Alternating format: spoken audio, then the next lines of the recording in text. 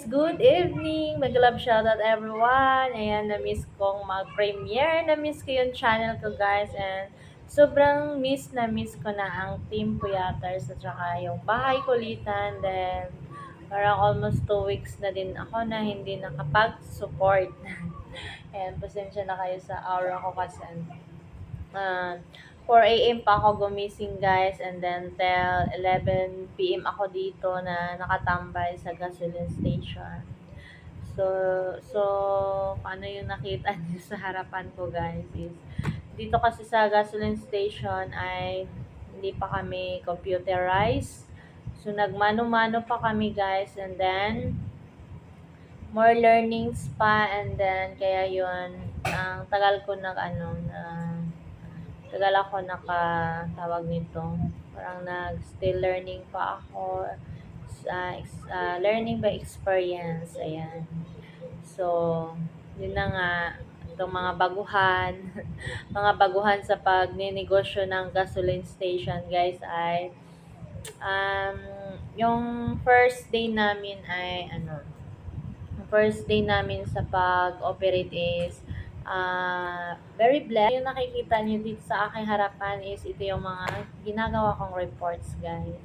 So, para may kayo, may din kayo, may mali-learn din kayo guys sa pag ninegosyo ng gasolina.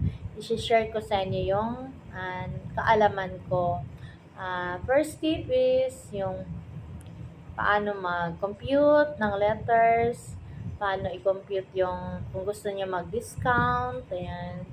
So, ano yung mga dapat isulat, ano yung mga produkto ninyo. So, sa gasoline station namin ay may 3 kaming produkto muna guys, yung diesel, premium, at saka unleaded. So, ayan, ginawan ko yan ng mga reports guys para hindi tayo malito kasi hindi tayo computerized. Mano-mano kami dito guys.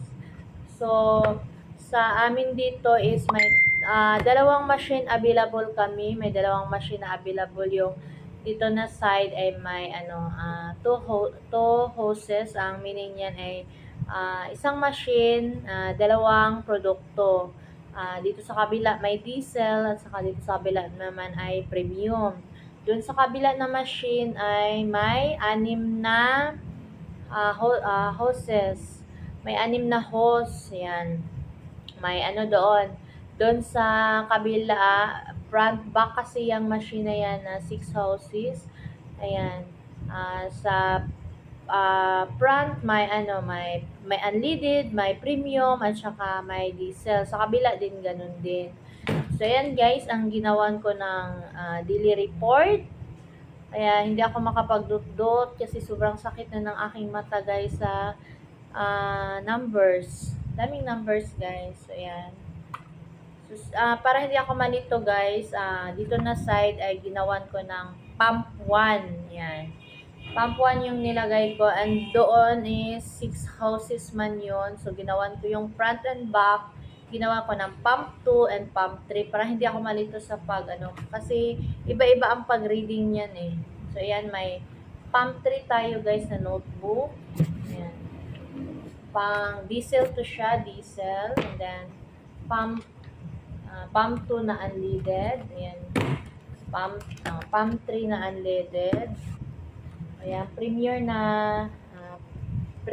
na nasa pump 3, premium nasa pump 2, ayan.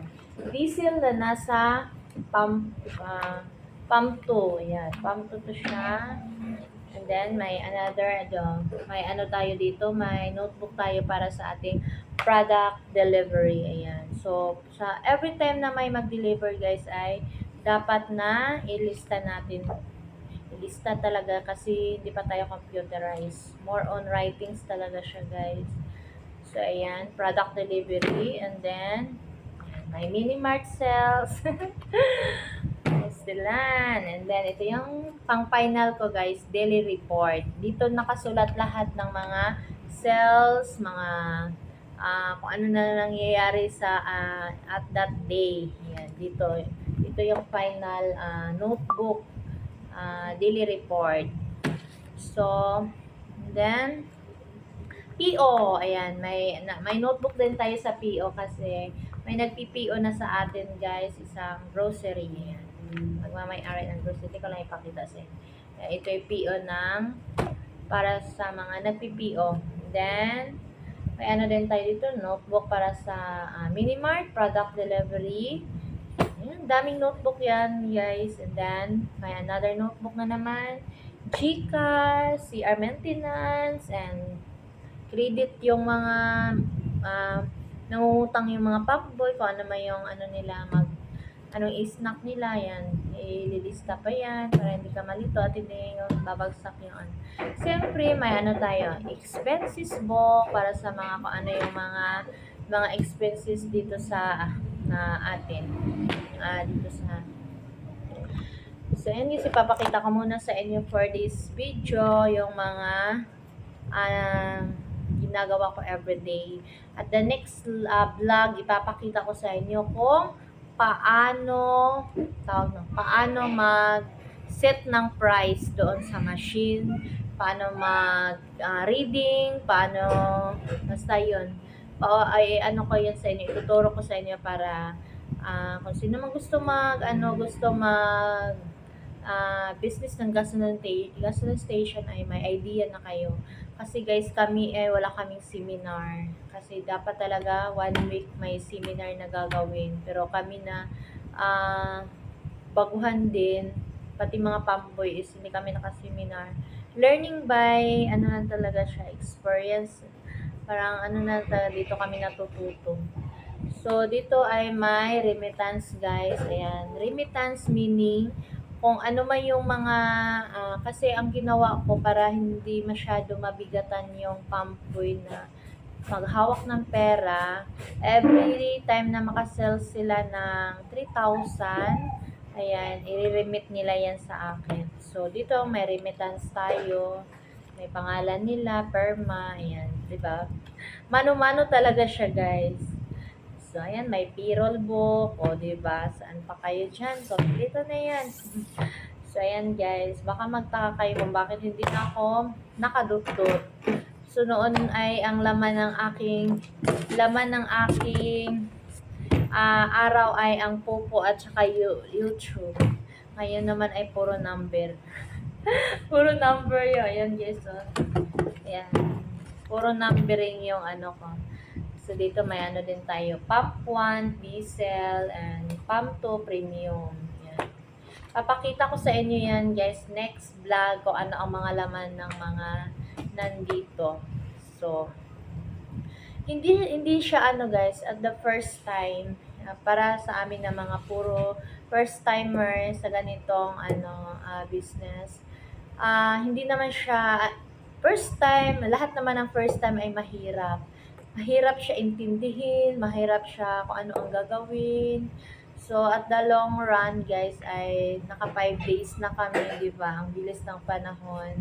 Mula nung July 28 nag-open kami, ay medyo okay naman yung sales. Hindi kami nasiruhan, makuha talaga namin yung kuta namin. At least makabayad sa renta, makabili ng produkto ulit, makabayad sa mga pamboy, yan. Bonus at may profit tayo na kahit hindi malaki, at least darating din yung time na makakita tayo ng supplier na mapapalaki yung natin profit. And so far guys, ay marami kaming customer. Ayan, praise God. God is great talaga. Itong lahat ay hindi natin inaasahan, hindi namin inaasahan na mga blessing na binigay ni God. So, yan, buong puso natin itong yayakapin, anumang hirap na pinagdaanan namin mula sa umpisa. Ayan, nandito na to. And kakayanin talaga hanggang sa dulo. So, ayan. At the next vlog, guys, ay papakita ko sa inyo yung mga importanteng details kung paano mag-operate ng gasoline station, guys. Tsaka tips ko sa inyo, ang gasoline station ay napakagandang business kasi madali lang siya. Hindi siya masyadong hindi naman siya masyadong maraming tauhan din na ganyan. So, that's it guys. Kasi nang haba na ng live, video. Ayan. Tipuyater, sa lahat ng mga silent viewers ko, maraming salamat sa pag-intindi guys. So, sana ay maano ko na to kasi darating din ang time na mag-computerize kami in God's will. Bye-bye guys. God bless all. Yeah, the next topic ko, ituturo ko sa inyo kung ano yung mga first thing na gagawin. Bye-bye. God bless all. Mekaniko, vlog, kamusta kayo? Mabuhay, God bless you all. Ako po si Bonger Villa, kamusta? Team Puyaters, huwag masyadong magpupuyat. Apektuhan ang ating health niyan. So, sa inyo, God bless you all. Mabuhay.